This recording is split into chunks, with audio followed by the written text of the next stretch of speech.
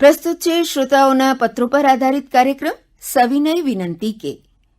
પ્રસ્તુતિ મૌલિન મુનશી અને ચેતન જાની.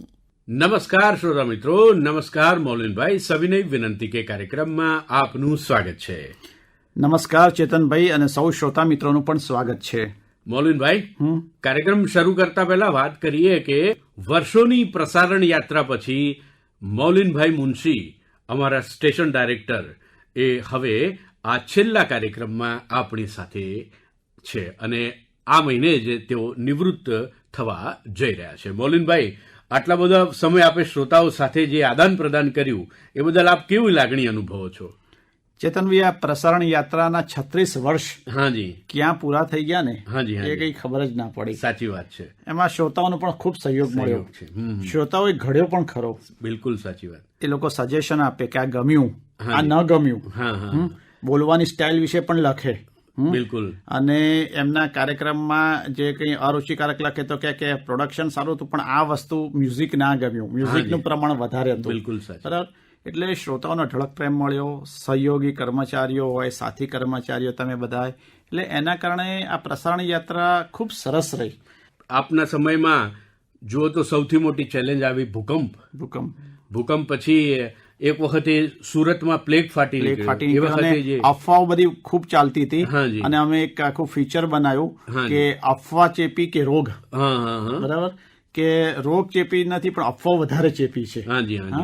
અને ભૂકંપનું તો વાત જ શું કરીએ, પણ આકાશવાણીના એ દિવસોમાં અમે રાત દિવસ કામ કર્યું. કાટમાળ ઉપર ઉભા રહીએ, નીચે પગ નીચે લાશ હોય, ખબર ના હોય, અને લોકોને આંસુ લૂછવાનું, લોકોને આશ્વાસન આપવાનું. અને આકાશવાણીનું એક કાર્ય હતું કે લોકો સુધી સાચી માહિતી પહોંચે, હેલ્પલાઇન નંબરો, શું જરૂર છે ભુજમાં.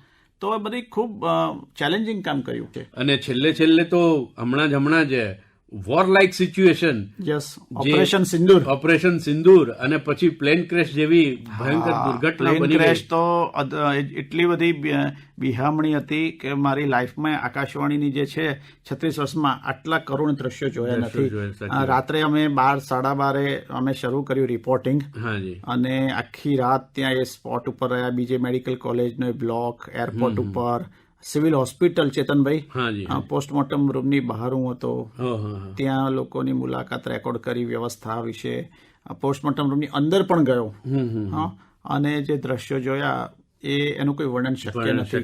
પણ આપણે એટલું જ કર્યું કે લોકો સુધી માહિતી પહોંચે. અડફાતડફીનો માહોલ હતો ત્યારે સતત એ ચાલુ રાખ્યું આકાશવાણી પરથી કે પોલીસ કંટ્રોલે કઈ વિશેષ હેલ્પલાઇન કરી છે, સિવિલ હોસ્પિટલ પોસ્ટ મોર્ટમ રૂમની હેલ્પલાઇન નંબર કયા છે, બીજી મેડિકલ કોલેજ છે ત્યાં હેલ્પલાઇન નંબર કયા છે, ક્યાં કયા ઓફિસરને શું ડ્યુટી લગાઈ છે એના મોબાઈલ. એટલે લોકોને ખબર પડે કે અમારે કોનો સંપર્ક કરવો. બિલકુલ. અને સાથે સાથે સિવિલ હોસ્પિટલમાં મેં જોયું કે આખી રાત લોકો ખૂબ સેવા કરતા હતા. ચા પીવડાવવાની સેવા કરતા હતા, જમાડવાની. તો એ લોકોની વાતે રેકોર્ડ કરી. બિલકુલ. આકાશવાણીનું આ જ કાર્ય છે કે જયારે લોકો મુશ્કેલ ત્યારે એને આંસુ લૂછવા, એને આશ્વાસન આપવું કે અમે તમારી સાથે છીએ. એટલે આમ જોવા જઈએ તો સમગ્ર ટીમ વર્ક છે.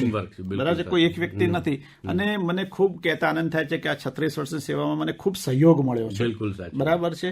અને ખૂબ મિત્રોનો પ્રેમ મળ્યો, સાથી કર્મચારીનો પ્રેમ મળ્યો, અને એને કારણે મારી આટલી પ્રગતિ થઈ. ચેતનભાઈ, બિલકુલ.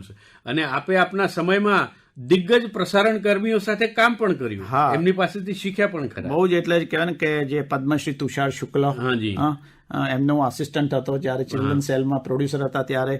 વિનેશ અંતાણી સાથે કામ કર્યું. સાદિક નૂર પઠાણ, એમની સાથે કામ કર્યું. વિજય દીક્ષિત, મહાવીર સિંહ, આવા બધા ઉચ્ચ કોટીના જે બધા મહાન પ્રસારણના જે બ્રોડકાસ્ટરના મહારથીઓ કહેવાય. બિલકુલ સાચી વાત. એમની સાથે મેં સીધું કામ કર્યું આસિસ્ટન્ટ તરીકે. અને પરેશ માકડ, મનુભાઈ જાની, અને એ બધાએ મને ઘડ્યો. બિલકુલ સાચી. બરાબર છે. મને યાદ છે કે વિનેશભાઈ સાથે કામ કરતો તો એમણે કહ્યું કે પ્રોગ્રામ તો તને બહુ મનાય મૌલિક, તને આવડી ગયું છે, હવે એડમિનિસ્ટ્રેશન શીખ. તું પેક્સ થઈશ ત્યારે તને આ એડમિનિસ્ટ્રેશન, તું મારું ડ્રાફ્ટિંગ અને નોટિંગ શીખ. તો એ મને એમનું ડ્રાફ્ટિંગ નોટિંગ બતાવે કે જો આ રીતે થાય. તો એ લોકોએ તુષારભાઈએ બોલતા શીખવાડ્યું. બરાબર, સાચી વાત છે. અને મને કહે કે મુનશી તમે આ બોલો છો, સારું જ બોલો છો, પણ આવું બોલો ને તો વધારે સારું બિલકુલ લાગે. સાચી વાત છે. એટલે કાવ્યાત્મક શૈલીમાં અને ખૂબ સરસ લખતા શીખવાડ્યું. બિલકુલ. એટલે આ બધા જે પ્રસારણના મોટા બ્રોડકાસ્ટર મારાથી ઘડ્યો મને. અને આકાશવાણીની ઓળખ જ સ્ક્રિપ્ટ અને એમને આખું મને તુષારભાઈ શબ્દચિત્ર ઊભું કરતા શીખવાડ્યું કે મુનશી તમે જે કંઈ બોલો ને તો એક આખું ચિત્ર ઊભું થવું જોઈએ. તમારા અવાજમાં તમારા શબ્દોમાં તાકાત પ્રાણ પૂરવો પડે. એટલે હું બહુ જ એક શિષ્ય ભાવે શીખું કે સાહેબ ખ્યાલ નથી આવતો મને કે લખો તો અને પછી એ સુધારે. બરાબર. પણ પછી એવું ને કે મને કે આ સારું જ લખ્યું છે બરાબર, સાચી વાત. પણ હજુ વધારે સારું લખો ને. બિલકુલ સાચી વાત તો છે. મજા આવી. મજા આવી. સુરેન્દ્રનગર જિલ્લાના વઢવાણથી પરમાર જેઠાભાઈ વીરાભાઈનો આ પત્ર છે. મુનશીજી લખે છે કે સવિનય પ્રશ્નોત્તર વિભાગમાં પત્રોના જવાબ આપનાર સૌને વંદન. તારીખ 11મી જૂન બુધવારે રાત્રે 9:30 પ્રાકૃતિક ખેતી વિશેની માહિતી ગમી. તેમાં ગાય માતાના છાણનું મહત્વ વગેરે વાત ગમી. ગૌમૂત્રથી જંતુનાશક દવા બનાવવાની વાત પણ ગમી. તારીખ 12મી જૂને ગુરુવારે બપોરે નારી જગત શહેરમાં વિશ્વ રક્તદાન દિવસ નિમિત્તે રક્તદાનનું મહત્વ વિશેની વાત ગમી તથા ગીત પણ ગમ્યું. તારીખ 13મી જૂનને શુક્રવારે મહાન સમાજ સુધારક, જાતિ ભેદભાવ નિવારક, શિક્ષણ ક્ષેત્રે મહિલાઓને પ્રોત્સાહન કરનાર જ્યોતિબા ફૂલેની ક્રાંતિકારી વાત ગમી. તારીખ 17મી જૂન મંગળવારે બપોરે સુગમ ગીતો, ગુજરાતી ગીતો પછી શહેરમાં યોગનું મહત્વ સાથે સંગીતનું મહત્વની વાત પણ ગમી તથા બહેનોની સમાજની વાતો પણ ગમી. વંદન.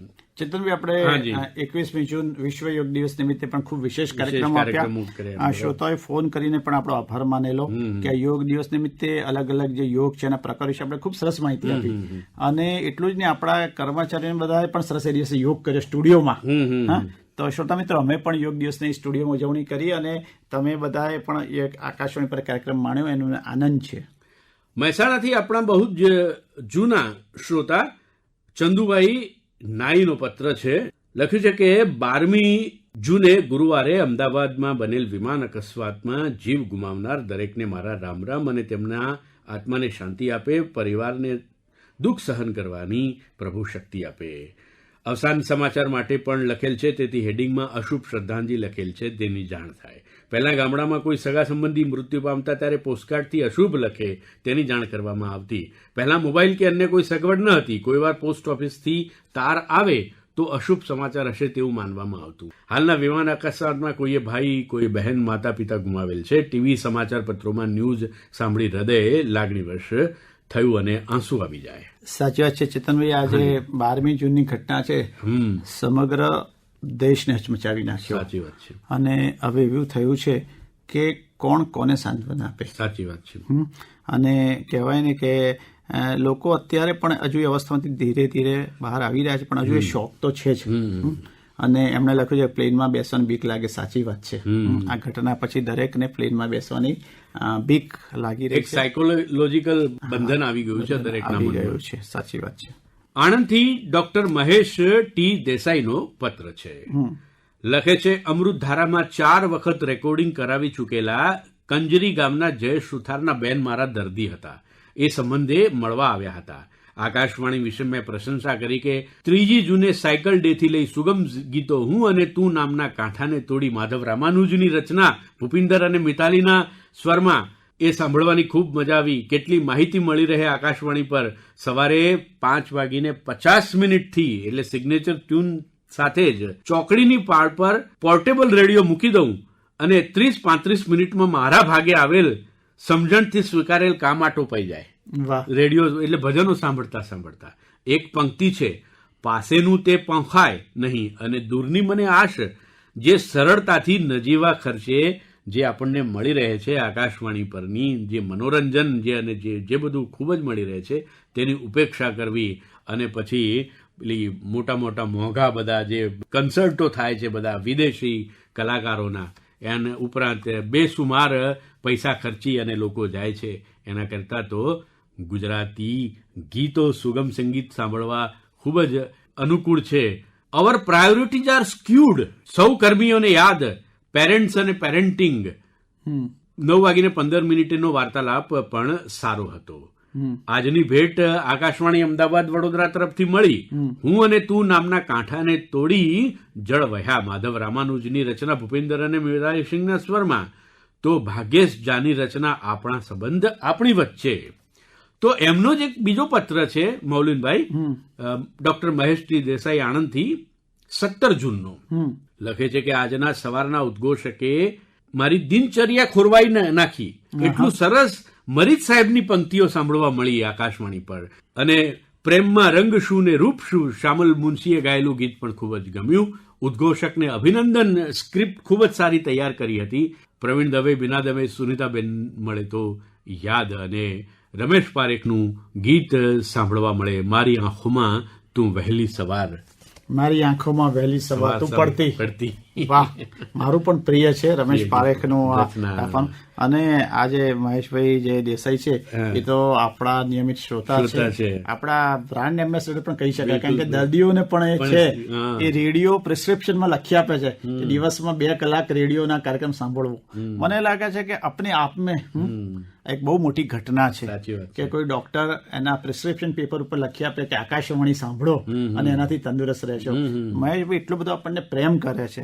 તો આપણે મહેશભાઈ આપનો ખૂબ આભાર. આટલા વખતથી પણ તમારા પત્રો વાંચતો હતો, તો અને હવે તમારા બધા વચ્ચેથી આકાશવાણીના પ્લેટફોર્મથી વિરાયેલો છું, તો તમને પણ થેન્ક્સ કે આવી જ રીતે સતત માર્ગદર્શન અમને આપતા રહેશો. મહેસાણાથી પ્રોફેસર સુભાષભાઈ શુક્લે આક્રોશ સાથે પત્ર લખ્યો છે. લખે છે કે ચેતનભાઈ જાની, શ્રી દેવાંગભાઈ ભટ્ટ, શ્રી મૌલિનભાઈ મુનશી, ત્રિલોકભાઈ, સર્વે ઉદ્ઘોષક ભાઈઓ, આકાશવાણીનું સ્લોગન બહુજન હિતાય બહુજન સુખાય ને આ પત્ર દ્વારા હું વિરોધ કરું છું. કારણ કે મેં આ વિભાગ પર અત્યાર સુધી અનેક પત્રો દ્વારા મારી રજૂઆત અર્ચના કાર્યક્રમ અંગેની ફરિયાદ કરેલી હોવા છતાં પણ કોઈ જ નોંધ લેવામાં આવી નથી. તેથી આ પત્ર તીવ્ર આક્રોશ સાથે લખી રહ્યો છું. તો દરગુજર કરશોજી. આકાશવાણી અમદાવાદ વડોદરાથી અગાઉ સવારે રજૂ થતો વંદના, ત્યારબાદ અર્ચના શીર્ષકથી રજૂ થતો ભક્તિ સંગીતનો કાર્યક્રમ હું વર્ષોથી નિયમિત સાંભળતો રહ્યો છું. વિદ્યાર્થી અવસ્થાથી વસુબેન ભટ્ટ જેવા સ્ટેશન ડાયરેક્ટર સમયે કાર્યક્રમ વૈવિધ્યપૂર્ણ રહેતો. હવે એકની એક પેન ડ્રાઈવની જેમ કાર્યક્રમો, ભજનો સતત વાગ્યા કરે છે. તેથી આ કાર્યક્રમમાં જૂના સંસ્કૃતના ધ્વનિમુદ્રણો શોધી મૂકવા વિનંતી છે. જે ધ્વનિમુદ્રણોમાં વેદ મંત્રો, ગીતાના શ્લોક, અન્ય સારા ધ્વનિમુદ્રણો શોધી રજૂ કરવા વિનંતી છે. વિશેષ કાર્યક્રમો રજૂ થતા ખૂબ જ સારા હોય છે. ચેતનભાઈ, આપણા શ્રોતાઓ આપણી પર આક્રોશ કરે ને તો પણ આપણે સ્વીકારીએ છીએ, એમનો અધિકાર છે. આપણે એવું નથી કે આપણી વાહવાહ થાય એમને, કારણ કે આપણે અંતે તો પ્રસરણ એમના માટે કરીએ છીએ. તો તમારી રજૂઆત અગાઉ પણ આવેલી અને અમે સંગીત વિભાગને પહોંચાડેલી, અને એના કમ્પોઝર હસમુખભાઈને પણ કહેલું કે તમે જૂના જે સંસ્કૃતના શ્લોકો હોય, વેદના શ્લોકો હોય એ શોધીને મૂકો. મને લાગે છે કે પ્રોસેસ ચાલુ છે અને ફરી આપણે સૂચના આપી દઈશું. અને ચેતનભાઈ, સમય થવા આવ્યો છે, તો શ્રોતા મિત્રોની રજા લઈએ, અને ફરી શ્રોતા મિત્રો તમારા પ્રેમ માટે, તમારા સહકાર માટે ખૂબ ખૂબ આભાર. ચેતનભાઈ, જતા પહેલા આપણા પત્રનું સરનામું આપી દેશો પત્ર લખવા માટે? શ્રોતા મિત્રો, પત્ર લખવાનું સરનામું નોંધી લેશો. કેન્દ્ર નિયામક શ્રી, સવિનય વિનંતી કે કાર્યક્રમ વિભાગ, આકાશવાણી, નવરંગપુરા, અમદાવાદ 380009. અને આપ ઈમેલ થકી પણ આપના પ્રતિભાવ આપ આપી શકો છો. અમારું ઈમેલ એડ્રેસ છે pexcoair@gmail.com. તો મળીશું હવે પછીના કાર્યક્રમમાં. આપના પત્રોને પ્રતિભાવની પ્રતીક્ષા રહેશે. આવજો શ્રોતા મિત્રો, આવજો મૌલિનભાઈ, આવજો ચેતનભાઈ. આપ હમણાં જ સાંભળી રહ્યા હતા શ્રોતાઓના પત્રો પર આધારિત કાર્યક્રમ સવિનય વિનંતી કે. પ્રસ્તુતિ મૌલિન મુનશી અને ચેતન જાની. કાર્યક્રમનું પ્રસારણ આકાશવાણીના અમદાવાદ વડોદરા કેન્દ્ર પરથી કરવામાં આવ્યું.